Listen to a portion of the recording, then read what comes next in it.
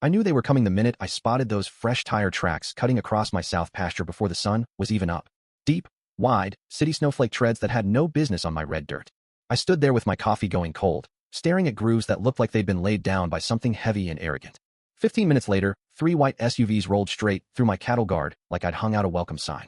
That was the morning the war started on the Harlan Ranch, 50 miles south of Abilene, Texas, on land my granddaddy put a deed on in 1948 and that no slick-talking outsider had ever laid a claim to, until now. My name is Jack Harlan, 62 years old, widowed since Sarah lost her fight with cancer 10 years back, raising 2 border collies and 400 head of crossbred cattle by myself. Folks in town say I'm stuck in my ways. I say I'm keeping promises to dead men who trusted me to hold the line. The woman who stepped out of the lead Mercedes wore a navy blazer tight enough to make a man forget his manners and heels sharp enough to stake a vampire. She had that polished smile that never reaches the eyes and a handshake that felt like she was testing the temperature of meat before she bought it. Mr. Harlan, she sang out. Vanessa Whitmore, president of the Oak Haven Estates Homeowners Association. What a charming piece of Texas you have here. We're prepared to make you a very wealthy man today. She waved a glossy folder like Moses coming down the mountain. 1,800,000 cash, wired the day I sign, for my southern 400 acres. I laughed so hard the blue heelers started barking at the echo. Ma'am, I told her, tipping my hat just enough to be polite and not enough to be friendly. My daddy's buried on that 400 acres. My wife's right beside him. My granddaddy broke the first sod with a team of mules and a turning plow. You couldn't buy it with every dollar in Fort Worth. Her smile froze, then cracked clean in half. One of her clipboard boys, some 20-something with a man bun under a hard hat, muttered something about preliminary surveys already conducted. That's when I noticed the orange ribbon fluttering on my own cedar post 20 yards inside my fence line. Then another ribbon. And another. They'd been on my place for days, measuring, photographing, planning, acting like the deed was already in their briefcase. I told them to get off my land. They left, but I knew they'd be back. People who drive German SUVs don't hear no. They hear, raise the offer or ruin him. 3 mornings later, I found fresh orange stakes driven into my soil like they were planting flags on Iwo Jima. A soil sampling rig sat chewing up my grass just inside the fence, 3 men in logo vests poking my dirt with probes and writing on clipboards.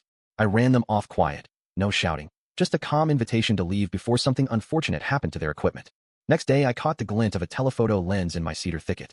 2 men crouched in my own trees, one with a camera pointed straight at my house, the other scribbling notes. They weren't photographing soil samples. They were waiting for me to lose my temper so they could sell the clip to the evening news. Unstable rancher threatens peaceful workers. That night, the certified letters started showing up by the stack. 11 of them, all stamped urgent, all accusing me of everything from illegal open burning to livestock waste contamination to noise violations at 2 a.m., when the only thing moving was coyotes. The last envelope was thick. Inside was a full-color map showing half my ranch shaded green and labeled Future Oak Haven Community Greenbelt, HOA managed. My land. Renamed. Rebranded. Already stolen on paper. I called Ray Burnett, my lawyer since Daddy passed. Ray's 70 if he's a day, still dips Copenhagen, still wears starched Wranglers under his suit coat, and still hates Houston lawyers the way normal folks hate rattlesnakes. I spread the letters across his desk. He looked at the fake map, spat tobacco juice into a styrofoam cup, and said real quiet, Jack, this is the old crazy man play. Paint you as a public menace, get the county to declare the land a safety hazard, seize it under eminent domain, and pay you 20 cents on the dollar later. Seen it 3 times in the last 10 years. They're good at it. He told me to sit tight and let them hang themselves. Sitting tight is hard when somebody's already measuring your coffin. The final straw came on a Friday morning when the sun was still red on the horizon.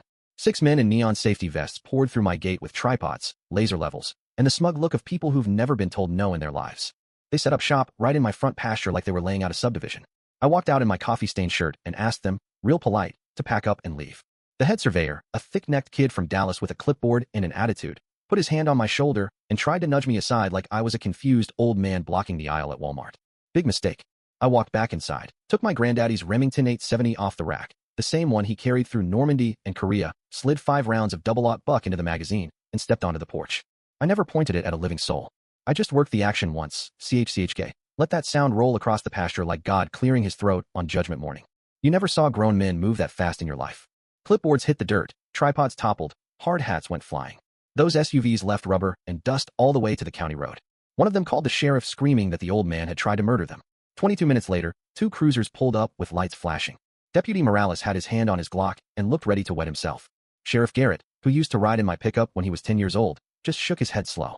Jack, he said, they're saying you pointed a loaded shotgun at civilians and threatened to kill them. Barrel was pointed at heaven the whole time. I answered. Got it on the porch camera, high def, date stamped, audio too. Want a copy? Sheriff Garrett watched the video in his cruiser, came back, and handed me the thumb drive. You're clear, Jack. But Vanessa Whitmore's already on every channel crying about the dangerous lunatic next door. By sundown they'll have you on national news. He wasn't wrong. By noon my phone was exploding. Facebook, Nextdoor, TikTok, even the Dallas stations ran the same shaky cell phone clip.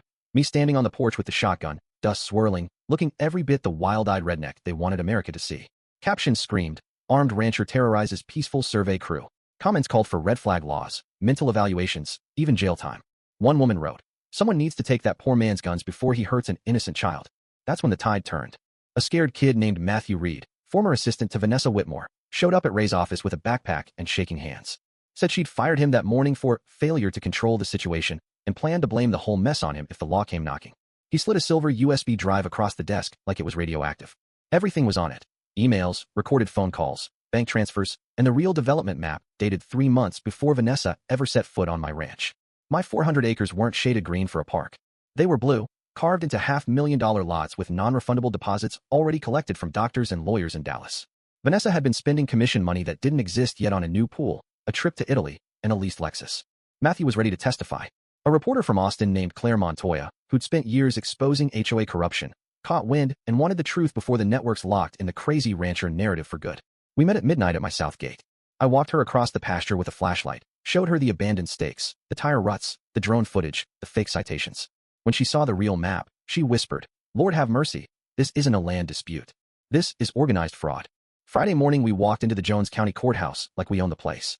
Judge Benitez, 74 years old, boots under his robe, mustache like Sam Elliott, and a temper like a fresh sharpened chainsaw, listened to Vanessa's Houston lawyers paint me as a domestic terrorist for 20 minutes, then turned to Ray and said, "Counselor, you got anything besides hot air?"